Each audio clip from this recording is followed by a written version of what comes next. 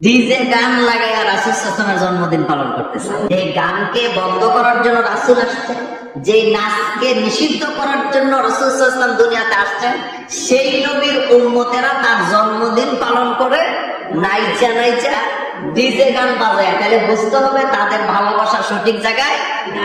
দেখেন কোরআনুল কারীমে রাসূল করিম সাল্লাল্লাহু আলাইহি ওয়াসাল্লামকে এত মর্যাদা আল্লাহ দিয়েছেন, কোরআনের কোথাও আল্লাহ রাসূলকে নাম ধরে ডাকে নাই। এই পৃথিবীতে যত নবীর আগমন ঘটছে সমস্ত নবীদেরকে আল্লাহ নাম ধরে ডেকেছেন, ইয়া মূসা, ইয়া ইয়াহইয়া, ইয়া ইব্রাহিম।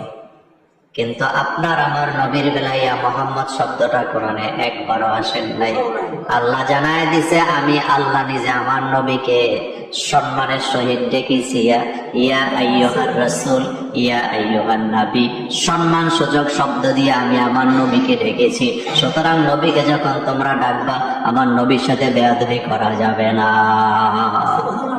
যদি বেয়াদবি করো আনতাহাবাতা আমালুকুম, আল্লাহ বলেন আমার নবীর সাথে যদি কোন রকমের কোন বেয়াদবি করো, আমার নবীর সাথে যদি বেয়াদবি হয়ে যায়, তাওবা করার সুযোগ আমি তোকে দেব না রে বান্দা। তাওবা করার আগে আমি তোর আগের সব আমলনামা বরবাদ করে দেব। আপনি যদি বাপের সাথে বেয়াদবি করেন, ক্ষমা চাইলে ক্ষমা পাবেন। আপনি যদি ওস্তাদের সাথে বেয়াদবি করেন, বেয়াদবি করলে ক্ষমা চাইলে ক্ষমা পাবেন। মুরব্বীর সাথে বেয়াদবি করছেন, ক্ষমা চাইলে ক্ষমা পাবেন।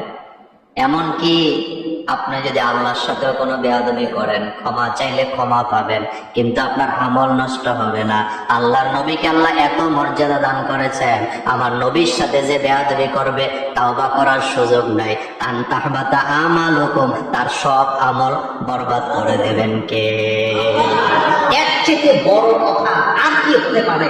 আপনি চিন্তা করুন তো, রাসূল করিম সাল্লাল্লাহু আলাইহি ওয়াসাল্লামের সাথে, নবীর সাথে, রাসূলের সাথে যারা বেয়াদবি করবে তাদের আমল কি? আমল বরবাদ।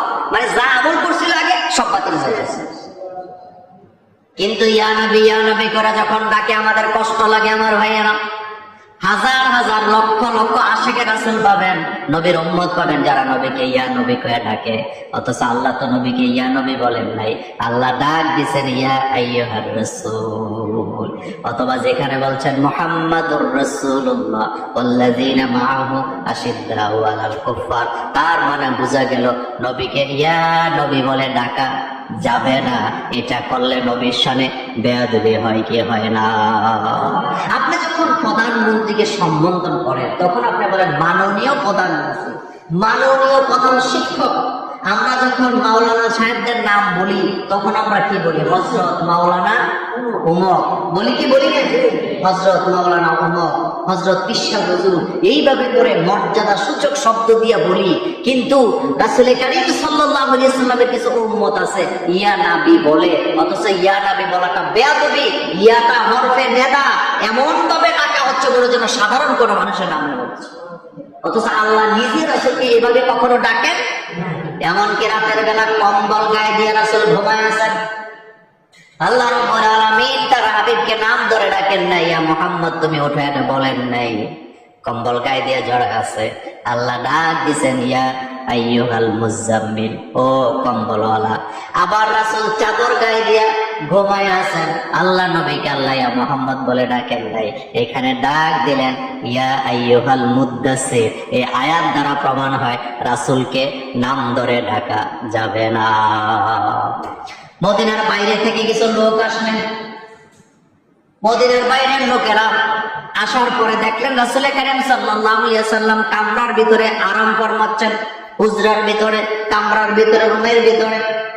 তারা মনে করছিলেন আমরা আমাদের নেতাদেরকে, সাধারণ মানুষকে যেভাবে নাম ধরে ডাকি মুহাম্মদ সাল্লাল্লাহু আলাইহি ওয়াসাল্লামকে সেভাবে ডাকতে পারবো।